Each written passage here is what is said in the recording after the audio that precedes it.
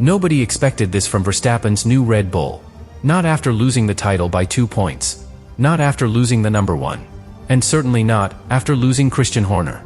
But what's emerging behind the scenes isn't just a new car or even a new engine. It's something far riskier.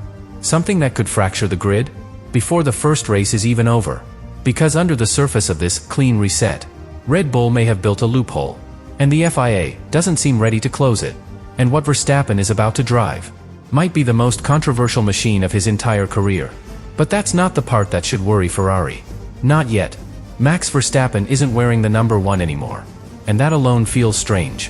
For the first time in 4 years, he enters a season not as defending champion, but as the hunter. Not the leader. The chaser. He lost the title to Lando Norris by just 2 points. 2 points, that changed everything. And with that loss, came a decision no one expected. Verstappen didn't go back to number 33. He didn't return to his roots or to nostalgia. Instead, he asked for something unusual. Number 3. Daniel Ricciardo's number. And Ricciardo quietly gave it to him. It wasn't just a gesture. It was a signal. A message, maybe, that this isn't just another season. This is something deeper. More personal. More dangerous. Because everything around Verstappen has changed. Red Bull doesn't look the same. It doesn't sound the same.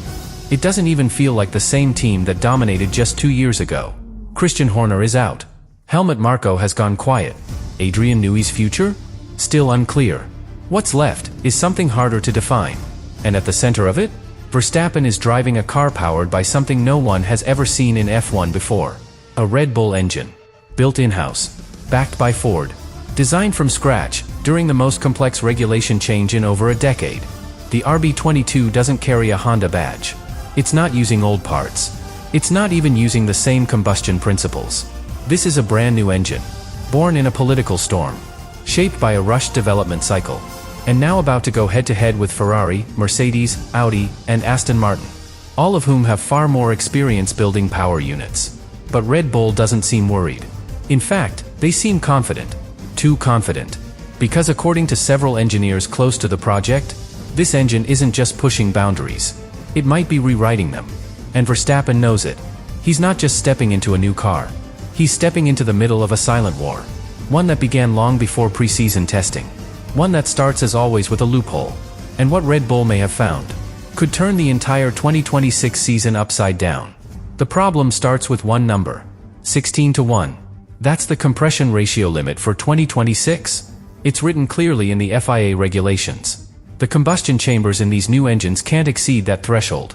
No matter what fuel, no matter what conditions. On paper, it looks simple. But Red Bull found something buried in the fine print. The rule doesn't apply during racing conditions. It applies during testing conditions. Specifically, at room temperature. That's the catch. Because metal expands under heat. Compression ratios don't stay static once the engine is running. And the shape of the combustion chamber shifts. Especially when the car is pushing at 300 km per hour in race conditions. And this is where the story starts to turn. Sources close to Milton Keynes believe Red Bull has engineered their engine to just meet the 16:1 rule at cold testing. But once it heats up, the chamber walls flex, the materials expand, and the effective ratio could rise. Not by much. Just enough. It's not illegal. It's not written anywhere that they can't do it. But it was never the spirit of the rule. And that's exactly why it's dangerous. Because if this design is real, Red Bull could be gaining between 10 and 12 kilowatts of extra power in racing conditions, without violating a single line in the rulebook. That's up to 13 horsepower. No weight increase. No battery drain. Just smart metallurgy. Invisible performance. Ferrari suspects it. Honda suspects it. And Mercedes? They're saying nothing. Which might be the loudest response of all. Because this is where things start to split. This isn't about fuel anymore. It's not about torque curves or electric recovery. It's about how far a team is willing to push the wording before the FIA is forced to respond. And as of now, no one has responded. Which means Verstappen could be entering this season with a power unit that's entirely legal, but designed to behave in a way no one anticipated. And the FIA still hasn't said a word. Not yet. Ferrari acted first. They submitted a request for clarification. Not a protest. Not an accusation. Just a single question. Is this compliant with the intention of the rule? That phrase matters. Because it's not about legality anymore. It's about intent. Audi followed. Honda echoed the concern. Even Renault, quiet for years, asked to see the data. 3 engine suppliers, all asking the same thing, all pointing to the same line in the regulations. And the FIA? They said nothing. No press release. No revised technical directive. No adjustment to the testing procedure. The rule remains as it was. Cold compression tests. Room temperature validation. No checks at race temperature. No dynamic thresholds. That silence isn't neutral. It's political. Because if the FIA acknowledges the loophole, they admit the rule is broken. They admit that their flagship 2026 engine format, the one they spent 4 years designing, can be manipulated through thermal expansion. And that's not just a technical failure. That's a credibility crisis. Because now, it's not just Red Bull on the line. It's Ford, a global manufacturer, returning to Formula One after 2 decades, putting its badge, its budget, and its branding on a power unit that's walking the edge of legality. If the FIA shuts this down now, they don't just hurt Red Bull's engine project. They risk embarrassing Ford, publicly, globally, and for a governing body that depends on manufacturer trust, that's a line they're afraid to cross. So instead, they wait, they monitor, they let the season start, they hope it doesn't become too obvious, too fast. But that hesitation, that refusal to act, is already shaping the next 6 months. Because if Red Bull has found a legal edge, and the FIA isn't willing to intervene, every other team has to decide, do we copy it? Or do we complain again? And the grid begins to fracture, not based on car performance, but on who's willing to follow the silent rules, and who isn't. Because when the rulebook is open to interpretation, the sport isn't just a race anymore. It becomes a negotiation. And Verstappen? He's driving the opening argument. Here's what no one is explaining.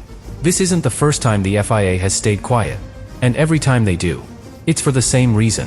Not because the rule is clear, not because the issue is minor, but because admitting the problem would cost too much.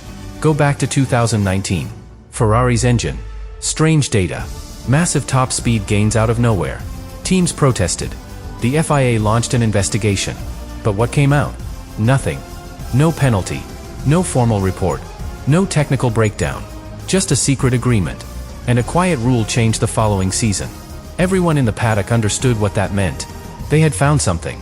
The FIA knew. But no one wanted the fallout. Now look at 2026.